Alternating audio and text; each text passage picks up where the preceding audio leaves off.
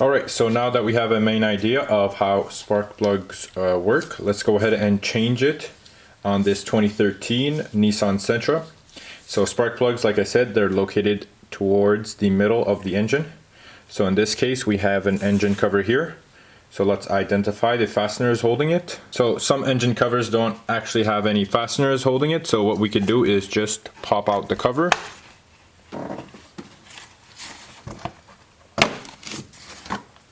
Like so. There's some rubber tabs that sit here. And we could pop them out and put the engine cover aside. And now it exposes our ignition coils. Alright, so we've exposed the ignition coils. So we have one over here and one over here. And we have the two others right out of the shot here. So we're going to focus on the two first ones here. So first thing we notice is we have some hoses in the way. So these are called vacuum hoses. So there's no fluids running through them. It's only going to be air. So we're going to have to remove them first. And like I showed you in the bench, these have hose clamps. So we're going to use a plier to release the tension on the hose clamp here. And then we could pull out the hose. So we're going to need to pull out this one and this one over here, so we could have more access to the ignition coil. Okay, so first hose over here, we're going to squeeze the clamp with our pliers, push it backwards, and then we could pull the vacuum hose, so we could twist and pull out at the same time, like so. Let's set it aside. Okay, now let's get to the second one down here. Same thing. Grab on the clamp, pull it backwards, and then we could pull out the hose.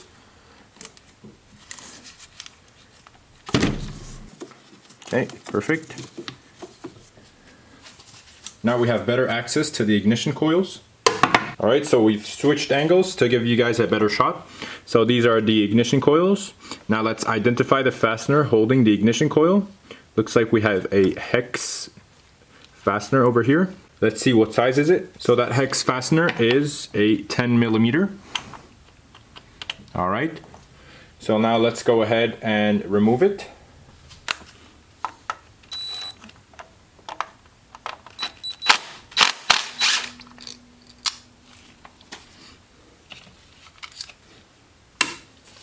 Alright, now we could remove the ignition coil. So depending on the ignition coil, we could remove it without disconnecting the electrical connector over here. So let's see if we have enough space to do that.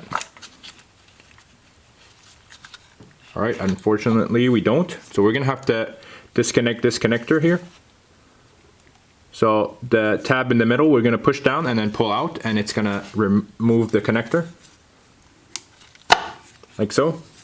And now we could remove the ignition coil.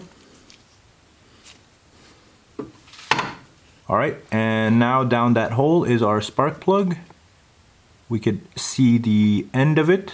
Alright, so to identify the fastener holding the spark plug, we could actually grab our new spark plug that we have ready to install.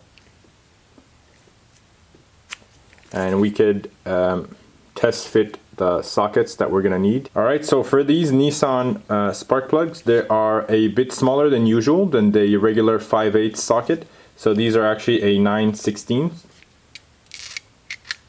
like so. And we're gonna use an extension with our spark plug socket to get all the way down there and grab the one that's in the engine right now. Alright, let's get our 9/16 spark plug socket, our extension, and our 3/8 ratchet.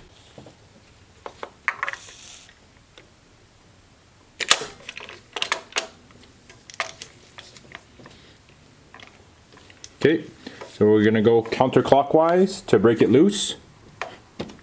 Alright, it's broken loose now. Now we could slowly take it out.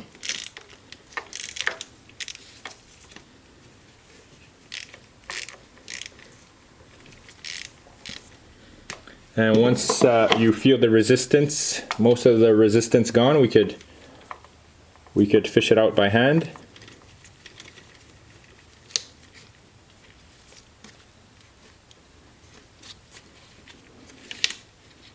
Okay, now we can start pulling out, and the spark plug should come out with it.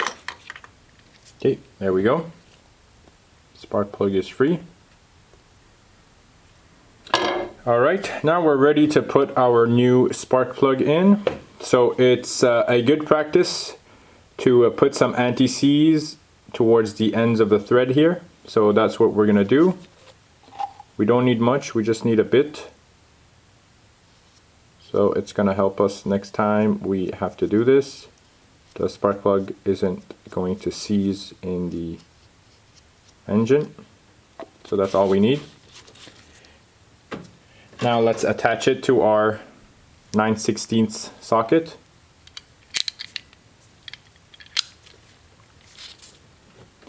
And we've already checked that the gap is okay. And now we're ready to put it back in. All right, now let's go ahead and put it back in. So first we're gonna go in by hand with the extension, thread it in first. You wanna catch a few threads first, and then we're gonna go ahead and tighten it with the ratchet.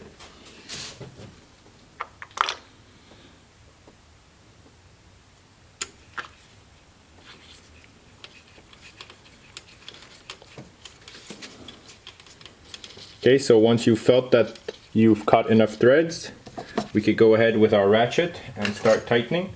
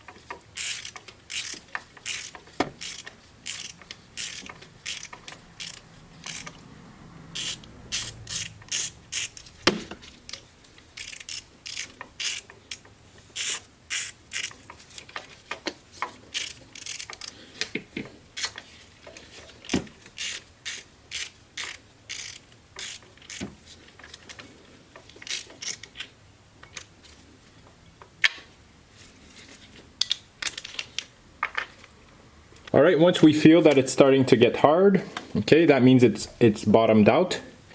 So depending on where your ratchet is, we're gonna go a quarter of a turn. So 90 degrees. So say you're here, we're gonna go all the way here. And this should be tight enough. So here we go. And that's it. So you don't wanna over torque these. Hand tight is good enough. And now we could put back the ignition coil. All right, now let's line up our ignition coil. Okay, so the connector facing the other connector end here. So push down. Put back the connector. And now we're gonna line up the bolt. All right, now let's line up the bolt. So start it off by hand first. Okay, once we've caught a few threads, we could go ahead with our impact driver.